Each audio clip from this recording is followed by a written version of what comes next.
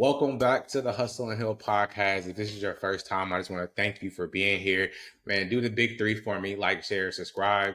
This is going to be a real powerful episode. I can see it now. For my returning people, welcome back. Let's keep going. So today we're going to talk about building a business.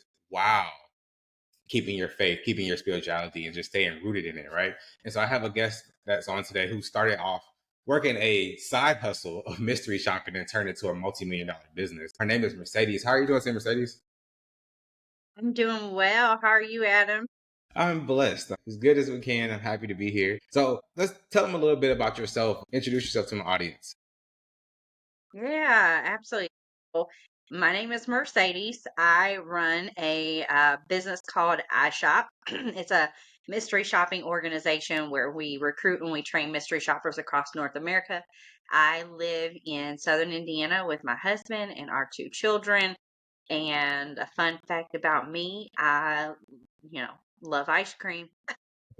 So, that's just a random little fact there. I don't know what you'll do with that, but take it as you will. Whatever you do with it, have fun. So mystery shopping, what exactly is it? And how did you go from taking it from side hustle, being a stay-at-home mom to a multi-million dollar business? Now you're teaching other people how to do it. Yeah, absolutely. So I had heard of it back when I was in Bible college, and I thought it was a scam. I heard of it. I tried to do a little, research. I mean, that was a long time ago, so there wasn't much to even look at. But what I did find, I was like, this is confusing. This seems like a scam. And so I kind of left it alone from there. And then a few years after that, I met a young lady who worked for a mystery shopping company, and she basically was like, "Hey, would you like to mystery shop at a gas station?" And I said, "It's real?" I was like, "I thought it was a scam." And she's like, "No, it is real and we need help." So I went and did a mystery shop at a gas station, literally got paid to put gas in my car, and they wanted me to buy tobacco to see if the cashier was going to ID me. Now, Mm. mind you, I do not smoke. And I was like, I was in my early 20s and I was so terrified. I'm like, oh my gosh, somebody from church is going to see me buy some tobacco. I was so nervous, but I did it anyway. Mm. Took me less than 10 minutes and I'd made 10 bucks in less than 10 minutes. And I thought, oh, that was easy.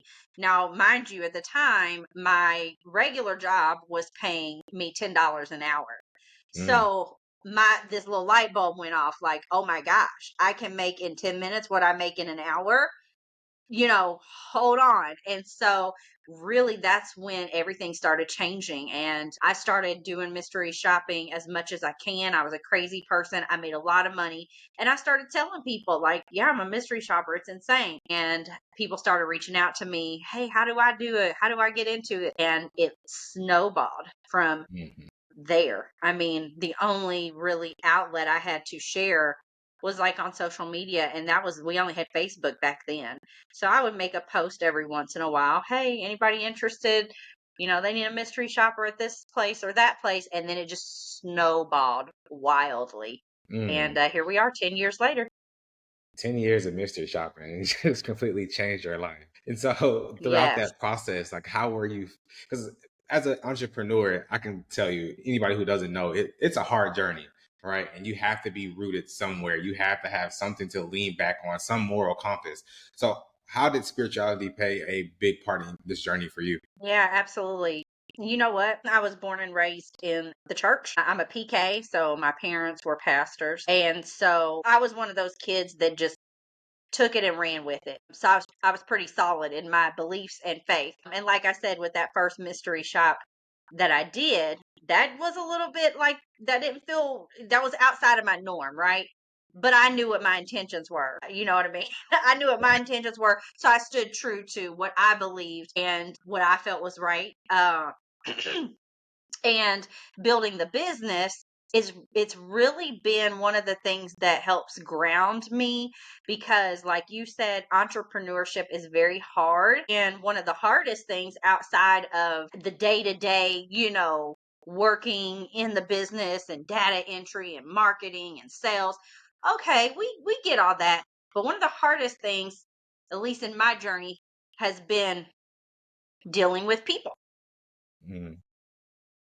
People are interesting. And so when you start selling on a mass scale, you meet a little bit of everybody, and you have to learn how to deal with those people, how to respond to those people. And so there are plenty of times I've got to call on Jesus before I make a response to somebody. It just gets crazy. I have held fast to my beliefs and my relationship with the Lord to keep me in check, right? Keep me humble and keep me, moving forward into a bigger vision. Because honestly, my vision was never what it is today, simply because I didn't even think that was a possibility. But I was wrong, and my faith has a lot to do with opening doors and providing just a bigger picture of what my business is actually here to do. So, It's powerful because it's like you have that root in you've been there since you were a child, PK, right? And now it's like, okay, I have this foundation already. So now it's kind of led me here. And like you said, you didn't know what it was. And that's a lot of times we think like we have this plan in mind and then we realize like, oh, God has something else that we didn't even think about. And then when you go that route, it just blossoms and blossoms. And so now you're coaching people. Are a lot of your clients having the same results? Are lives changing? What are some of the biggest impacts that you made from this already? yeah, that's actually a great question because I didn't envision, I did not know, I had no idea. I was just teaching people how to get paid to shop. And what it turned into, I'll never forget the first time somebody said this to me. We had an in-person event. I flew out to Texas because we started to get so big, we had people all over. So I flew out to Texas and took a group of our mystery shoppers out to dinner there. And one of the ladies, she was there, and she said, I just have to tell you something. This whole thing, mystery shopping, she said, it saved my marriage. I said, what? Like, what do you mean it saved your marriage? And she's like, you don't understand, but me and my husband have been separated because we could not come to an agreement on finances. Mm. And I said, whoa. And she said, now that I'm mystery shopping, it has changed our finances, which has allowed us to heal, and we are back together.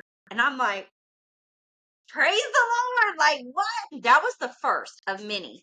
I've had one young lady, newlywed, Mm. wanting to have children, having trouble having children. She used her mystery shopping money to pay for IVF treatments, got Wow. pregnant, and now that baby boy is 2 years old. That's dope. And so I've heard so many countless stories from these shoppers that I never expected, because I'm just thinking, oh, this is teaching you how to make money, not the effects of what having a little bit more money will do for you, right? So just over the years, marriages, babies, date nights, people paying off their debt, people quitting their full-time jobs and doing this full-time and gaining their freedom and control of their schedule. It's been a game changer for a lot of people.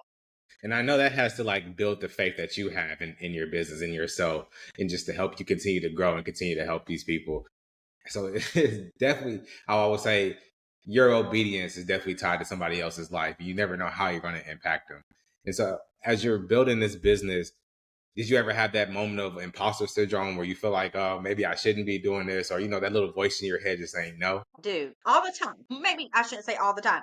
Not constantly, but I've had it more than once. And I would tell you that each time there's like a level up or you're moving to the next level, that comes through. Because, Mm. once you get to a level, like in the beginning, things were very small. It was a hobby.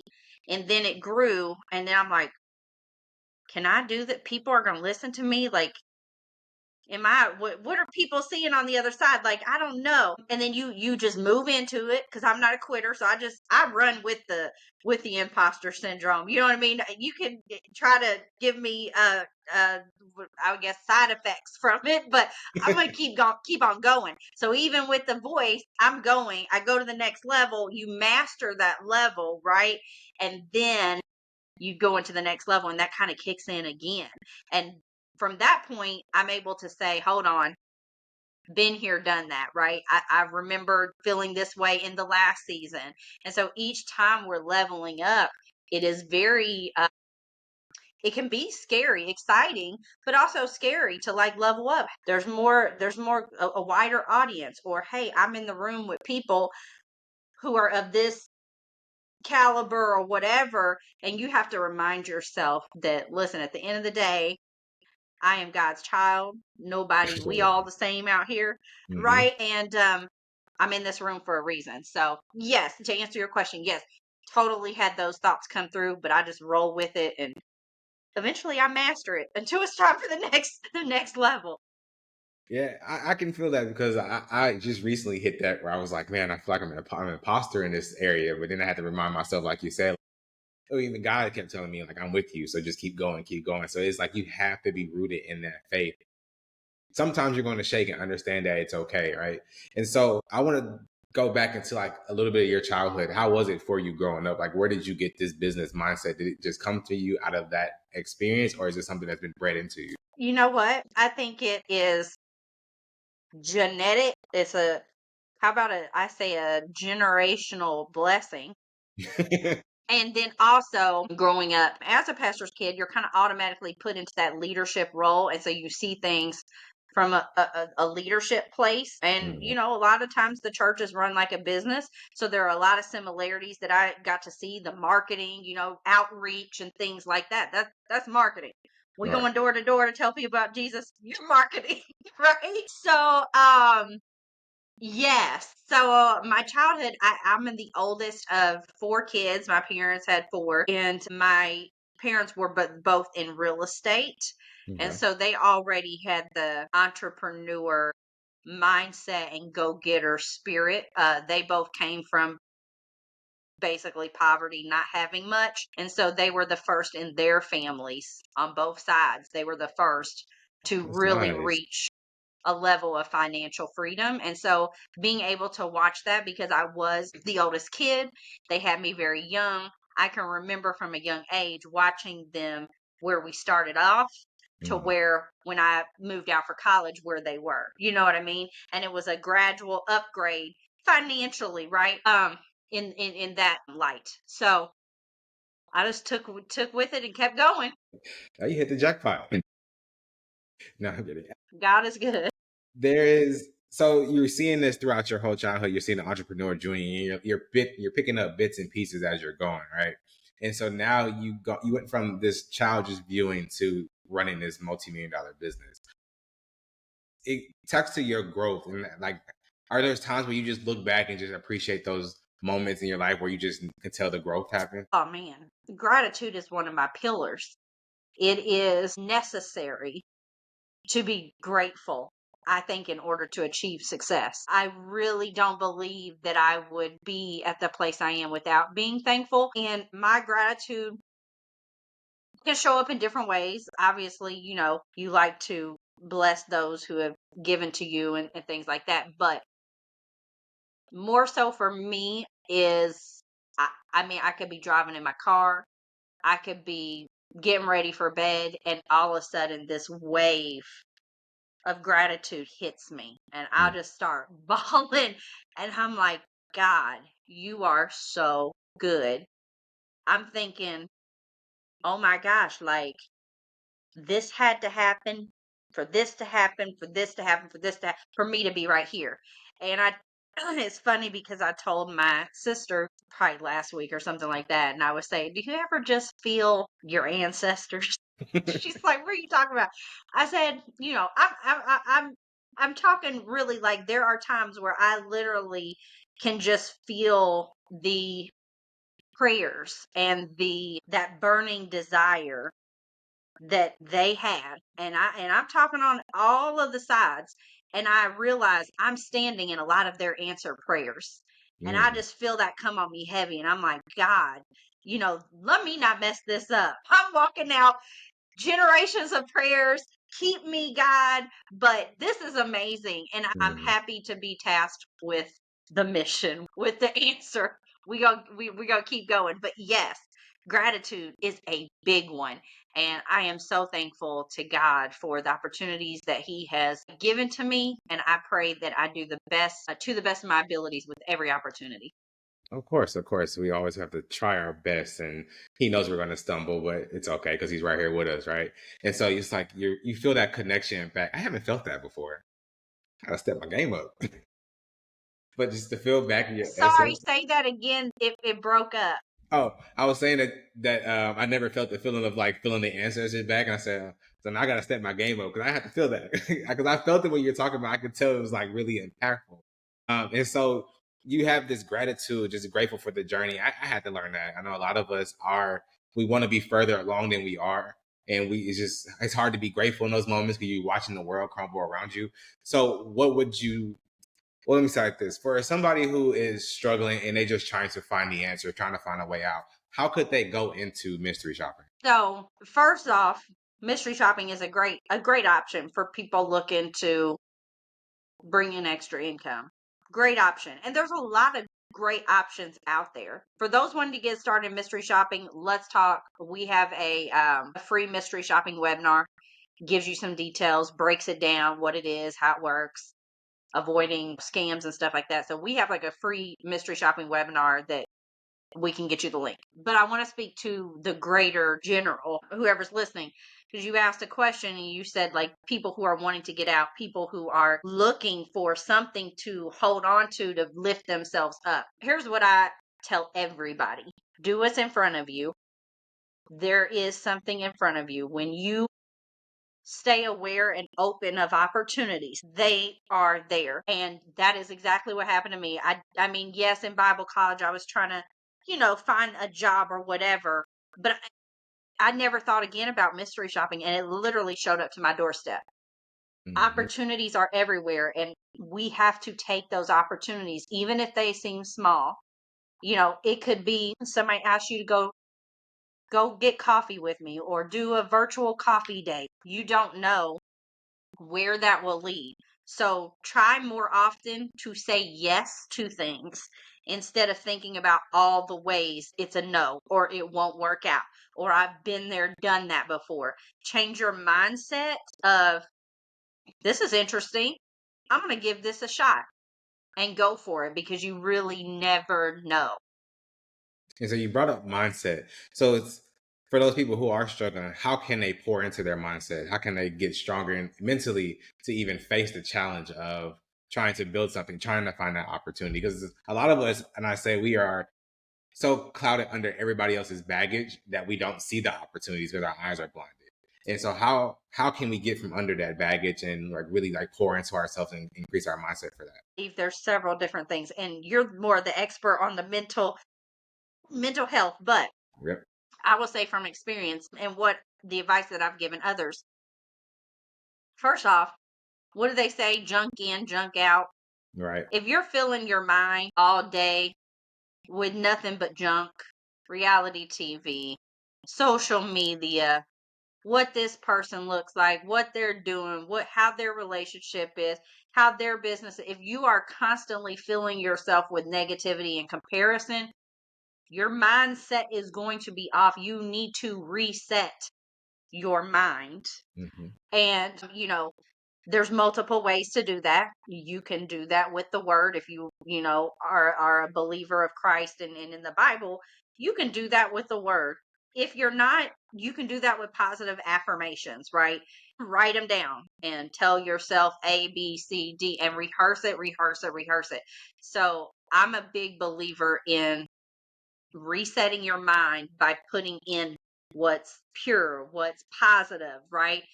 Good thoughts, and you'll be surprised at what maybe was there you just didn't see because you didn't have the right mindset.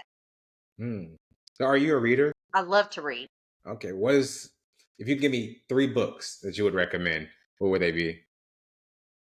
Okay, I just read. I got three books right now. The last three I've been reading. The first one I read this year was Let Them Theory by Mel Robbins. I just Have started you that. heard of that one? I just started it this week, actually. It's so good. I've been telling everybody, like, read this, read this, read this. I took it with me on a trip to Arizona earlier this year, and I had it because in the airport I'm reading it, and everybody was stopping me. And they're like, oh my gosh, you got that book. I was like, man, she did a good job marketing because I'm getting stopped every 5 minutes. But it is because that book is good. Okay. Let them, the let them theory. And then the second book I read, I just put it on my shelf. It's called The Spirit of Leadership. And that one's a really good one. Very good. Even if you think you're not a leader, very good. And then the third book that I started reading literally yesterday, and just the introduction took me out. And I'm like, this is going to be a good one. I mean, I'm already on chapter 4, but it's this Rich Relationships by I haven't Selena heard of that Sue. one, but I'm gonna So check that one for sure. yeah, That's cool. it's already a good one. So those are the 3 books I have read, and they've all been great. And they work on different things, but they all come together, especially for that entrepreneur. And all of it's good too for your mental health. Of course. But I want to go back to mystery shopping. In short words, or however you describe it, when somebody comes to you and they're like, well, exactly what is mystery shopping? And like, what's the process of like going into a store, finding one? What would be the easiest route for them to take? Right. So let me just break down for a second what mystery shopping is. So it is a job that pays people to go into businesses undercover, pretending to be regular customers. So you're going into a business, you're not standing out. The job is to blend in. What the employees don't know is that you're actually there to evaluate them and evaluate specific areas of the business. In exchange for your evaluation, you're paid. So mystery shoppers, we get paid to evaluate all kinds of places: grocery stores, gas stations, movie theaters, hotels, casinos, banks, airlines, car dealerships, salons, spas, restaurants. I could go on. Just about every business you can think of and businesses you're going to on a regular basis, they have mystery shoppers going in there. So it's a fascinating industry. It can be pretty lucrative. And to get started, the best way is to go through a mystery shopping organization. There are a lot of scams out there. And so you're going through a mystery shopping organization ensures you're connected with real jobs and you get real training. And so we start everybody with our free mystery shopping training that they can do online and go through that and follow through with our program. Okay. And so you said that you made $10 in your first one. What is the average that somebody typically make at one stop or in a day? That's a good question. It's very, very asked question. So there are shops that range from $10 all the way to, I mean, I've seen a $700 shop before. Seven. So yeah, it's crazy. It gets crazy. So what I like to do instead is give you the data. So being in business 10 years, we have trained over 20,000 mystery shoppers across North America, and our data that we've collected shows that most mystery shoppers do this as a side hustle. So it Mhm. is something they do on top of their full-time job. And those people average between $200 and $500 a week just doing this on the side. And we're talking about, this isn't even 20 hours. This isn't probably even 15. Okay. It's very part-time and make 200 to 500 a week. We do have full-time mystery shoppers and they average 1,000 plus a week. So the numbers are there. They're very good. When I got started, my first shop was $10. And that was just enough to get me a little like, ooh, this was easy. But when I kept going and I realized, oh, wow, I made $400 in one day and it was Mm. only like 4 hours. And I knew, I said, this is going to change my life. So just to give you an idea, and that was only a few hours of me making that $400, and I was still working a job. So you can see it adds up very quickly, and you can make a good amount of money. Okay. And so you're having success and the numbers are there. So are you coaching anybody that's out of the US or are you only dealing with the US? Right now, we recruit in North America, so Canada, the U.S., Puerto Rico. Okay. And so so you're actually all over the place now. And that's cool. So throughout this journey, you're building this business. I kind of want to go back to like the spiritual part of it. Can you tell me about the time where it's like your faith was tested while you're building this out, when you really had to like dig deep and really lean into God? in order to get to that next level? You know what? I'm gonna go back to what I said earlier because the nature of this business, this industry, mystery shopping, I mean, it's very transactional. You're providing a service and you're getting paid. However, when I built my company, I brung in a very strong community aspect that had not really existed. I mean, there were pockets of that, but let me just say, when I got into this industry, I was 23 years old. Every single person, I shouldn't say every single because that's not facts, but the majority, I don't have statistics, but the majority of everyone in this industry or that I had met were at least double my age. And I remember thinking, this is crazy. Like, why are no young people doing this? Where's the people in their 20s? This is crazy. And so when I started my company, I saw what I didn't like in the industry and I Mm, decided to fix that. And one of the things that I saw was there weren't a lot of younger people. And I was 23. How am I building a community with people that are 50, 60, and 70? I mean, yeah. no offense, but you know what I mean? Like, people want to Right. meet with people in the same age groups and things like that. And so when I started the company, that's exactly what happened. So we bring in a strong community aspect. What I did not know, and I should have, being a pastor's kid, when you are over a group of people, and not over, but you know what I mean, like you're leading a group Right. of people, there are a lot of things that happen in big groups. People, they make friend groups, and a lot of women love to make little friend groups here and there, and there can be some little stuff that you have, like little fires you have to put out. And that's not something I ever really thought about in business, Mm, is that I would have to be do like, it wasn't just transactional, it was relational stuff. It was, hold on, today I'm a therapist, tomorrow I'm somebody's pastor, the next day I'm your mama. You know what I right. mean? Like, Oh, did it you have? have to be so, it's like you have to be so versatile because you're dealing with people.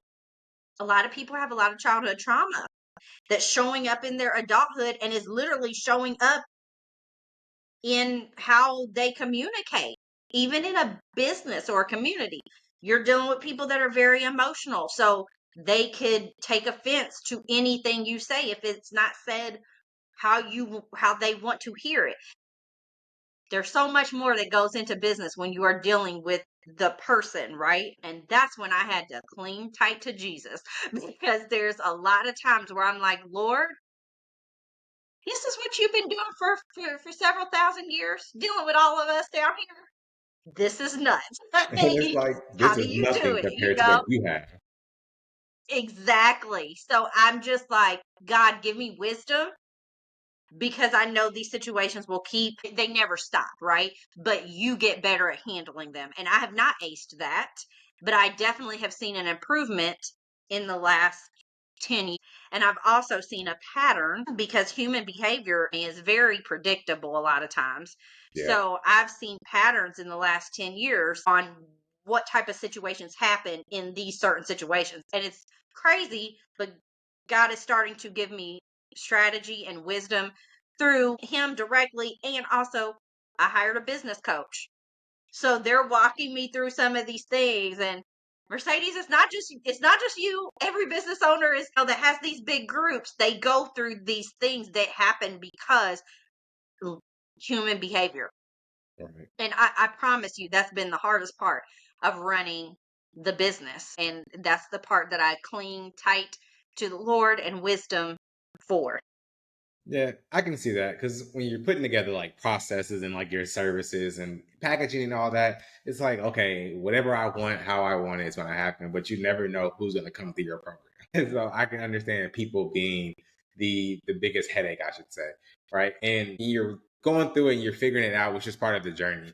And so, what would you do what would you say to a first time entrepreneur right now? And it may not even be for mystery shopping, one that's just they've hit that rock where they have the community or they're trying to start a community, what would be the best way to start it? Best way to start a community? Are you talking about like the business aspect of it?